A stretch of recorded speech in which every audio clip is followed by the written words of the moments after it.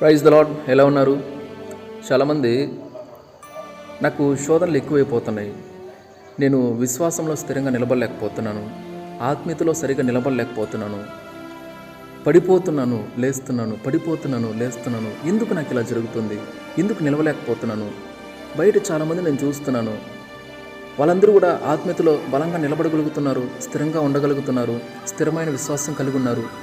మరి నాకెందుకు ఇలా జరుగుతుంది? నేనెందుకు ఇలా ఉండలేకపోతున్నాను? అసలు నాకెందుకు ఇలా జరుగుతుంది? నేను కూడా రోజు ప్రార్థన చేస్తున్నాను కదా, నేను కూడా రోజు వాక్యం చదువుతున్నాను కదా, నేను కూడా రోజు దేవుని సన్నిధికి వెళ్తున్నాను కదా, మరి ఎందుకు నిలవలేకపోతున్నాను అని చాలామంది ఆలోచన చేస్తుంటారు. ఈ ఉదయకాల సమయము దేవుడు నన్ను 3 గంటలకు నిద్ర లేపాడు.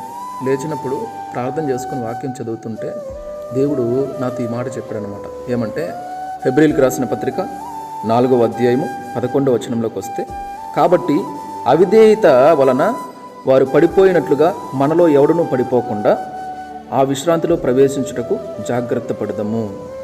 అంటే ఇక్కడ చూడండి, దేవునికి మనము అవిధేయత చూపిస్తే ఖచ్చితంగా పడిపోతాం. మనం పడిపోకుండా ఉండాలంటే దేవునికి అవిధేయత చూపించకూడదు.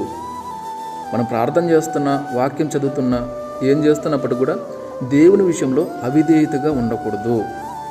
ఏముందిలే తర్వాత చేద్దాంలే, ఏముందిలే వాక్యమే తర్వాత చదువుదాంలే అని నిర్లక్ష్యంగా ఉండకూడదు. దేవుడు ఏదన్నా మనతో మాట్లాడాలని ఆశపడుతుండొచ్చు, ప్రార్థన చేయమని ప్రేరేపిస్తున్నాడేమో, తర్వాత చేసుకుందాంలే, నేను బిజీగా ఉన్నాను కదా, చాలా ఇంపార్టెంట్ పని కదా ఇది అని చెప్పి నిర్లక్ష్యం చేయకూడదు. ఫస్ట్ అన్నీ పక్కన పెట్టేసి వెళ్ళి ప్రార్థన చేసుకోవాలి.